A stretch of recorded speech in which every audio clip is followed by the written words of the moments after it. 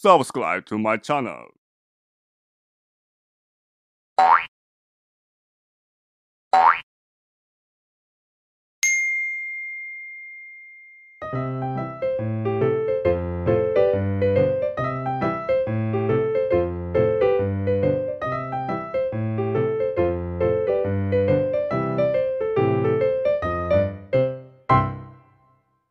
Mbok Yem Gunung Lawu meninggal, bagaimana reaksi Alex Purwo? Salam lestari, shalom sedulur TTC semua, apa kabarnya hari ini? Semoga semua dalam keadaan sehat, bahagia, penuh sukacita dan selalu diberkati Tuhan. Amin. Amin. Kembali lagi di Dia Tomblok Channel setelah lama tidak upload video. Bersama saya Dia dan Mas Bojo, Mas Alex Pujiwinarto. Yang gimana kondisinya 2 minggu setelah operasi? Ya, masih kemeng di dalam sana itu, kemeng sama jahitannya itu ya masih ada perih-perih gitu, terus campur gatel karena bukan mau sembuh ya. Mau sembuh kali ya. Cuman kalau terlalu capek itu, selain kemeng itu, kemeng yang di dalam loh ya, terus tiba-tiba kayak lemes gitu, terus keluar keringat dingin. Gitu. Berarti ini masih pemulihan terus ya? Iya. Kalau soal makan, oke. Makan bertahap sih, bertahap. Tapi udah beberapa hari makan nasi tuh aku itu. Dan ya memang sakit. Jadi di usus itu ketika menggiling itu kayak apa ya, kayak di remas-remas gitu. Ya memang kan harus bertahap. Jadi harus nggak boleh makan langsung banyak gitu ya. Dan nggak boleh pedes sama sekali. Tapi lancar tuh ke belakangnya? Lancar. Lancar ya, puji Tuhan lah. Kalau misalnya sudah diisi makanan yang berat kan, nasi harusnya kan yang lemes-lemes dulu. Nasi itu kalau susah ke belakang kan di perut juga nggak enak tuh. Ya harus diimbangi makan buah. Berarti jenengan juga jangan capek-capek, jangan terlalu capek, disuruh istirahat ya, angel aku kalau suruh capek itu sebenarnya menghadapi kamu itu kan capek banget gitu. Menghadapi kamu aja tahan, apalagi cuma menghadapi operasi kecil ya. Oke. Ya semoga cepat sembuh ya. Amin. Biar bisa mendaki lagi. Oh iya, itu semangat tuh. Kangen banget. Nah itu buat semangat berarti. Sudah termimpi-mimpi ini. Nah ngomong-ngomong soal pendakian nih, jenengan udah dengar kabar Mbok Yem meninggal? Oh sudah. Kemarin ya? Ya kemarin. Ya. Ini, tapi kalau ini kamu editnya masih beberapa hari lagi, kata kemarin ini kan gak relevan ya. Tapi paling nggak sedulur tahu sehari setelah meninggalnya Mbok Yem kita bikin video sebagai tanda respect ya, respect kepada beliau.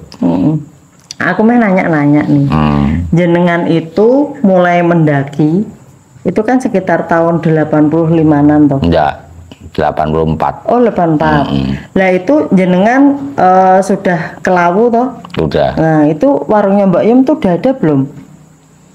Gini, Mbok Yem yang aku kenal itu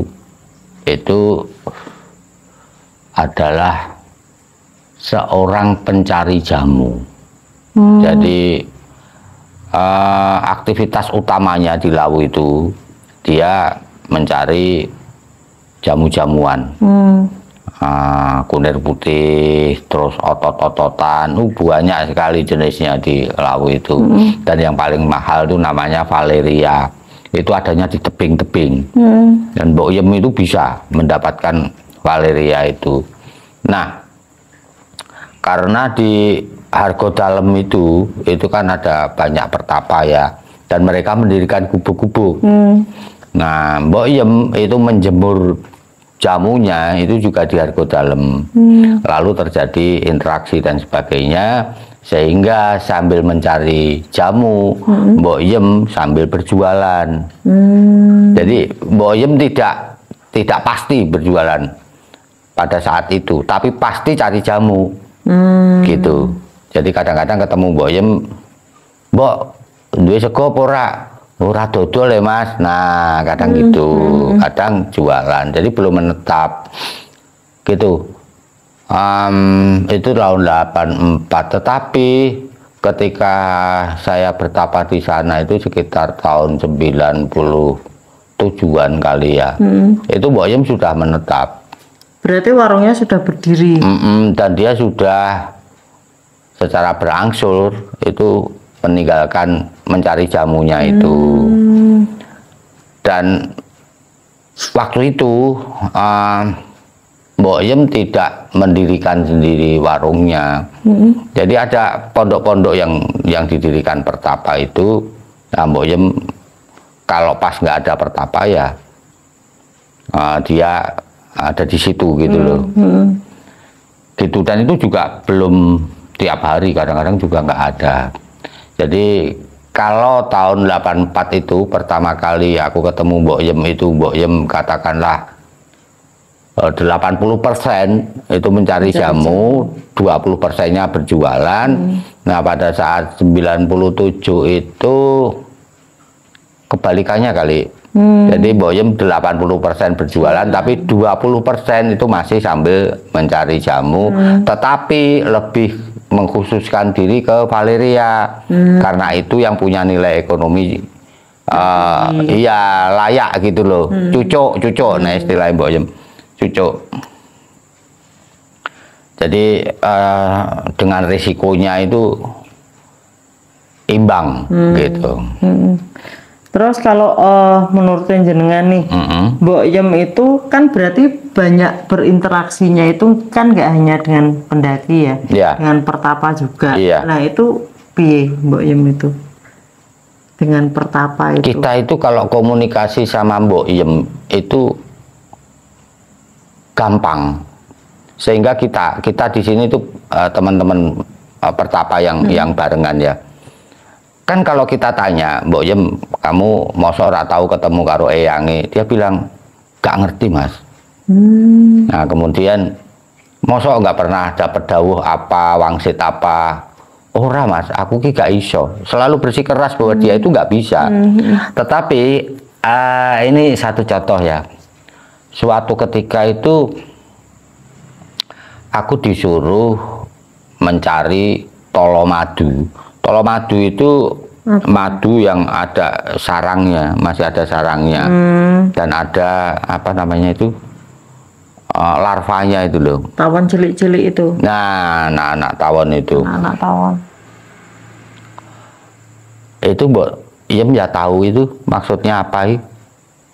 Ya berarti bisa berkomunikasi. Nah ya itu, jadi saya pikir Mbok Yem ini cuman nggak suka apa ya menceritakan sepenuhnya apa yang dia alami, sehingga pengalaman-pengalaman spiritualnya selama di Lawu itu, dan saya yakin ada, tidak mungkin tidak ada, itu lebih ke dia simpan untuk dirinya sendiri. Gitu. Mungkin nggak mau gini juga kali, kan tanya-tanya pernah nggak berkomunikasi dengan eyangnya gitu. Kalau bilang pernah, pasti kan namanya manusia pasti diburu kan, kita ya, mungkin kepo, gitu kita kepo. Terus gimana, terus gini, kalau ini gimana kan gitu, pasti gitu ya. Mungkin menghindari itu juga biar menemukan sendiri, mungkin Mbok Yem begitu, atau lebih tepatnya Mbok Yem itu nggak suka ngurusin orang lain. Bisa juga gitu. Itu yang saya tahu tentang dia, jadi dia nggak suka ngurusin orang lain. Yang berarti jenengan itu kan ketemu Mbok Yem pertama kali itu kan tahun 84. Terus ketemu lagi tahun 90-an itu waktu bertapa. Otomatis kan waktu bertapa tuh 40 hari kan interaksinya ya itu kan intens tiap hari, ya, tiap hari. Kan? Jadi kalau ada perintah, padahal saya nggak boleh meninggalkan Puncak Lawu, minta tolongnya ke Mbok Yem. Termasuk salah satunya itu Sanepan Tolomadu itu. Itu kan ya cuma satu, ada beberapa gitu. Ada beberapa, dan saya minta tolong Mbok Yem karena Mbok Yem itu 2 hari sekali kalau nggak salah dia turun. Turun ke Tawangmangu dulu. Soalnya kan di berita itu kan Mbok Yem itu dalam 1 tahun kan cuma 2 kali turun. Nah itu kan setelah sepuh, iya kan nggak kuat lagi jalan-jalan. Itu pun kalau naik itu kan lebih sering ditandu doh dia setelah sepuh itu. Naik turunnya ditandu. Terus kemudian habis itu kan jenengan lama nih nggak mendaki. Ya. Stop. Terus kemudian mendaki lagi sekitar tahun 2000-an toh kalau nggak salah. 2000 lebih. 2000 berapa itu? Iya. Ya kan? 2005 apa 2000 berapa itu mulai mendaki lagi. Iya. Nah, kan pas kita bareng-bareng nih ke Lawu itu, Ya. Mbok Yem ketemu jenengan itu untuk pertama kalinya setelah lama tidak ketemu tuh masih ingat nggak? Yo masih ingat. Masih ingat? Masih ingat. Ingatannya bagus berarti ya? Selain ingatannya bagus karena ada momen yang Mbok Yem nggak mungkin melupakan aku gitu loh. Jadi suatu ketika kan aku dapat tahu akik enggak? Tahu, itu akik. jumlahnya banyak sekali. Jumlahnya banyak sekali di sana itu. Nah, kan terus tak bagi-bagikan. Nah, Mbok Yem itu termasuk yang menerima dan dia heran bukan main. Kok akik sakmene akeh to, Mas? Ya sudah ambil, Mbok Yem mau ambil berapa, dia ambil 5 apa berapa gitu. Katanya untuk diberikan ke anaknya apa saudaranya gitu. Ya, aku nggak tahu itu. Nah kemudian ketika ketemu lagi itu agak sedih juga aku.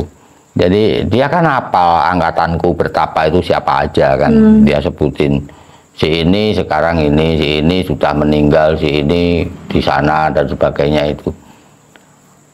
Nah saka angkatanmu kuwi to, Mas, sing ra tau nongol kowe. Jadi disindir nek uripe wis kepenak iku mbok yo aja lali gitu ya. Nah, Mbok Yem itu kan tidak tahu peristiwa traumatis aku gitu loh. Aku nggak cerita sama Mbok Yem sehingga hambatanku untuk naik gunung bukan hanya Lawu itu kan cukup besar juga sampai sempat stop lama itu kan. Gitu. Jadi pertama ketemu kembali itu aku disindir gitu.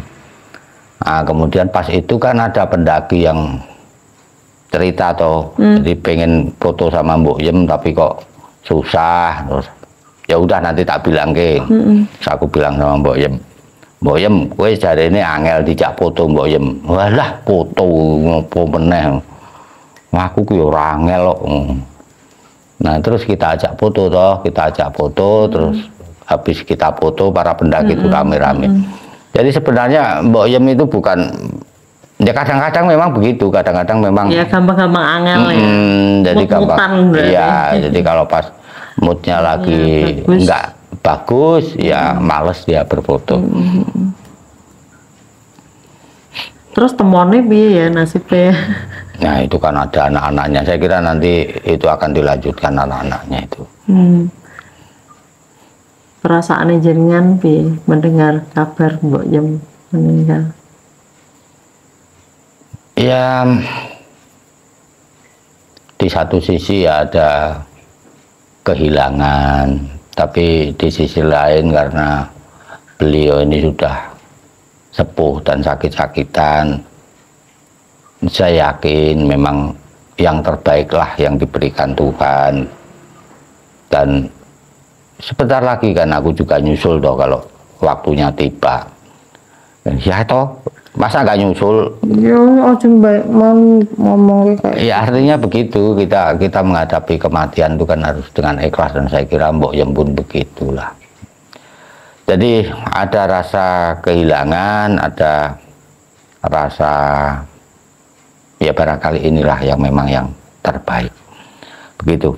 Berarti ya dunia pendakian terutama Lawu berduka ini ya.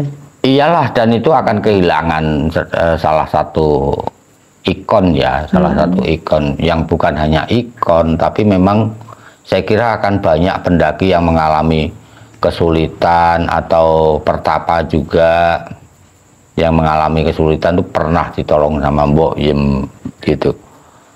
Karena Mbok Yem itu kan sebenarnya nggak pernah ngitung gitu.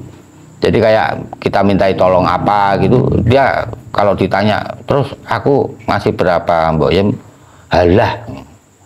Halah. Jadi kita yang harus mikir sendiri. piro ya, nah, gitu. Ya, kita ucapkan turut berduka cita. Iya, selamat jalan Mbok Yem. Berpulangnya Mbok Yem. Semoga Nanti kita akan husnul berjumpa khotimah. lagi. Jumpa lagi. Ya iyalah. Semoga husnul khotimah ya. Keluarga Amin, yang amin. ditinggalkan Ya, diberi, diberi ketabahan, kesabaran, ya. kekuatan, keikhlasan gitu. Hmm. Itu sudah. Jangan belum minum obat dulu. Udah kok. Tetes mata? Udah juga. Udah juga. Udah dikasih salep? Salep apa? Salep buat itu. Oh, belum. Yuk, ini dulu. Pamitan Oke. dulu. Ya, itu dulu. Sedulur DTC semua, terima kasih sudah menyaksikan di Tomblok Channel. Salam lestari.